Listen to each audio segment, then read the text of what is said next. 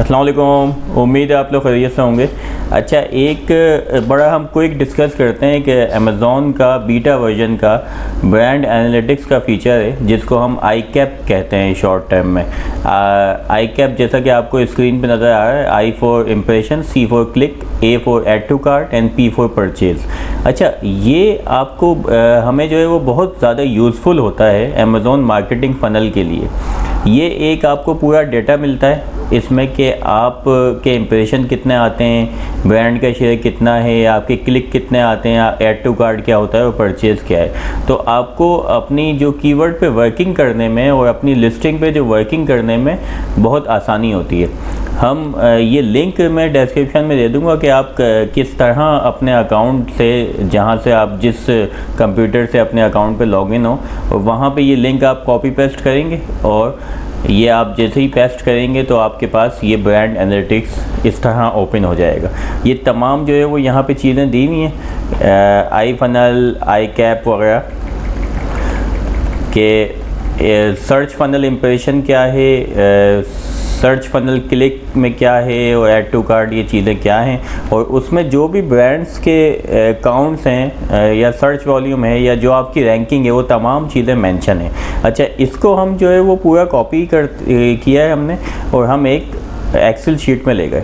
अच्छा, इस Excel sheet में लाने का मकसद ये है कि आपको फॉर एग्ज़ाम्पल हम जो है वो चीज़ें समझाने की कोशिश करते हैं कि मिसाल के तौर पे ये हमारे पास एक्सेल शीट आई और ये जो है वो अगर हम इस टैब को देखें, ये सर्च फनल इम्प्रेशन के 3 कॉलम हैं कि टोटल काउंट कितने हैं, ब्रांड के काउंट कितने हैं, ब्रांड का शेयर कितने % है।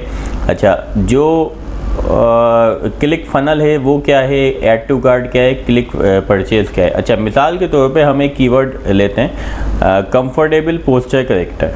ये कीवर्ड है, हमने यहाँ पे कंफर्टेबल पोस्चर करेक्टर सर्च किया और हम ये देखते हैं कि यहाँ पे ये जो है वो स्पॉन्सर ऐड है, 4 स्पॉन्सर ऐड हैं, बाकी 5th वन ऑर्गेनिक आ रहा है। अच्छा, मिसाल के तौर पे हम ये 4th प्रोडक्ट जो है वो हमारी प्रोडक्ट है। अब ये जो है वो इस कीवर्ड पे अगर हम देखें कि इस पे इम्प्रेशन कम है, यानी 2.8 इम्प्रेशन है जो कि मुनासिब माने जाते हैं, लेकिन अगर हम अज्यूम करते हैं कि इसके इम्प्रेशन इससे भी कम है या 1% है या उससे भी कम है, तो फिर हम इस प्रोडक्ट को ये देख सकते हैं कि हाँ, ये प्रोडक्ट जो है वो क्या वजह है कि इसको इम्प्रेशन नहीं मिल रहा है। अब इम्प्रेशन ना होने की वजह होती है कि इंडेक्सिंग सही ना हो, तो आपको इंडेक्सिंग देखनी है अगर इम्प्रेशन कम हो। इम्प्रेशन के बाद अगर आपको इम्प्रेशन के कंपैरिजन में क्लिक कम है उससे, तो इसका मतलब ये है कि इम्प्रेशन तो आ रहे हैं, क्लिक क्यों नहीं आ रहे। अब क्लिक ना आने की वजह ये हो सकती है कि आपका जो मेन इमेज है वो ठीक ना हो, या जो आपको रिव्यूज़ हों वो अच्छे ना हों, और जो चीज़ें इस पेज पे नज़र आ रही हैं आपको सर्च पेज पे, तो उनमें कोई मसला हो, तो वो चीज़ें हमें देखनी पड़ती हैं अगर क्लिक कम हो। लेकिन अगर क्लिक भी ठीक है और जो है वो ऐड टू कार्ट नहीं हो रहा, यानी लोग परचेज़ नहीं कर रहे हैं वो प्रोडक्ट, तो फिर हमें देखना पड़ता है कि आगे जाने के बाद क्या आया ऐसा तो नहीं है कि हमारी प्रोडक्ट में जो है बुलेट पॉइंट अच्छे ना लिखे हों, या जो दूसरे इमेजेस हों उनमें कोई प्रॉब्लम हो, इन्फोग्राफिक्स पिक्चर ना हो, या प्रोडक्ट की पूरी डिटेल ना हो जिसकी वजह से ऐड टू कार्ट में ना जा रहा हो। अच्छा, ऐड टू कार्ट भी अगर हो लेकिन जो है वो परचेज लोग ना करते हो, तो फिर भी हमें देखना पड़ता है कि EBC में हमारी कोई कमी है, या जो बुलेट पॉइंट टाइटल और जो डिस्क्रिप्शन है हमने प्रोडक्ट को सही मेंशन नहीं किया हो, तो वो चीज़ें हमें एनालाइज करती हैं और कॉम्पिटिटर एनालिसिस करना पड़ता है। हमें इमेज ऑडिटिंग भी करनी है और अपना title, bullet point, description, EBC सब की ऑडिटिंग करने के बाद हम ये फैसला करते हैं। लेकिन इस आई कैप से आपको ये आसानी हो जाती है कि आपको पता चल जाता है कि आप किस स्टेप के ऊपर जो है वो इशू है।